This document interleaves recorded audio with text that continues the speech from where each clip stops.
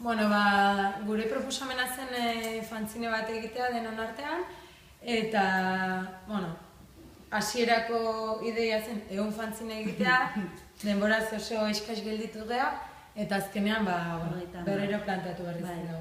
Eta 30 fanzine aterako dira. Eta, zer gehiago, dela teknika zuzenekin egin dago, fotokopiadora erabil gabe eta zerrez, eta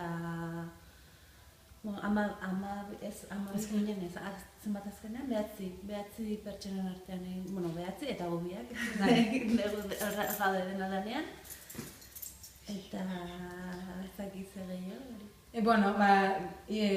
Gaia zen monster kultura ez, feministaldiko, orduan monstroak egitea proposatu dugu, eta orain egiten nahi geha justo monstroen monstroak, batek hasi, beste batek jarraitu, eta bazkenean oso... Ezkenean 30 fanzineak ez dira berdinak izango guztiz.